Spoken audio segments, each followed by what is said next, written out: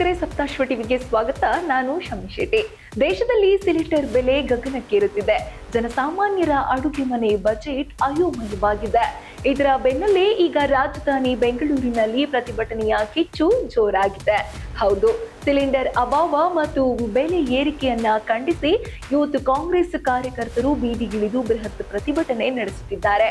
ವಿಶೇಷ ಅಂದ್ರೆ ಈ ಪ್ರತಿಭಟನೆಯಲ್ಲಿ ಪ್ರಧಾನಿ ನರೇಂದ್ರ ಮೋದಿ ಮತ್ತು ಜೆಫ್ರಿ ಎಸ್ಟೀನ್ ಅವರ ಫೋಟೋಗಳನ್ನ ಬಳಸಿ ವಿನೂತನವಾಗಿ ಆಕ್ರೋಶ ಹೊರಹಾಕಲಾಗುತ್ತಿದೆ.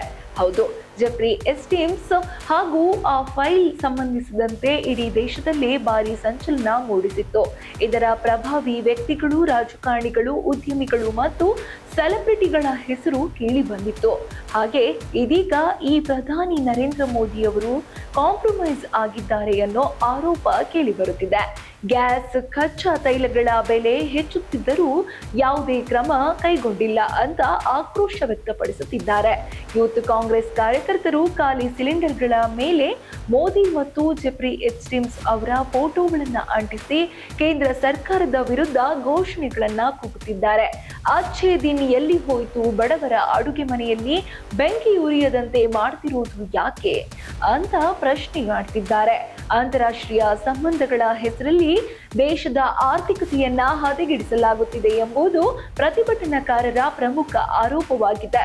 ಒಂದೆಡೆ ಬೆಲೆ ಏರಿಕೆಯಾದ್ರೆ ಇನ್ನೊಂದೆಡೆ ಮಾರುಕಟ್ಟೆಯಲ್ಲಿ ಸಿಲಿಂಡರ್ ಸಿಗದೆ ಜನರು ಪರದಾಡುತ್ತಿದ್ದಾರೆ.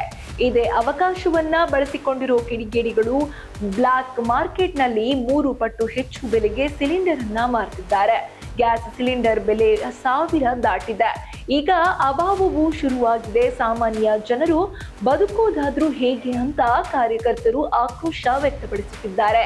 ಮೋದಿ, ಜೆಫ್ರಿ ಎಪ್ಸ್ಟೀನ್ಸ್ನ ಸ್ನೇಹದ ಫೋಟೋಗಳನ್ನ ಸಿಲಿಂಡರ್ ಮೇಲೆ ಹಾಕಿ ಅಣಗಿಸುವ ಮೂಲಕ ಕೇಂದ್ರ ಸರ್ಕಾರ ವಿದೇಶಿ ಹಿತಾಸಕ್ತಿಗಳಿಗೆ ಈಗಾಗಲೇ ಪ್ರಾಮುಖ್ಯ ನೀಡುತ್ತಿದೆ ಹೊರತು ಸ್ವದೇಶಿ ಬಡವರ ಕಷ್ಟಕ್ಕೆ ಸ್ಪಂದಿಸುತ್ತಿಲ್ಲ ಎಂದು ಕಾಂಗ್ರೆಸ್ ಟೀಕಿಸಿದೆ.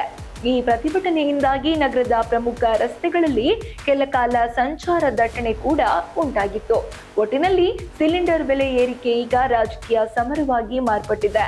ಜನರ ಆಕ್ರೋಶಕ್ಕೆ ಕೇಂದ್ರ ಸರ್ಕಾರ ಯಾವ ರೀತಿ ಪ್ರತಿಕ್ರಿಯೆ ನೀಡುತ್ತೆ?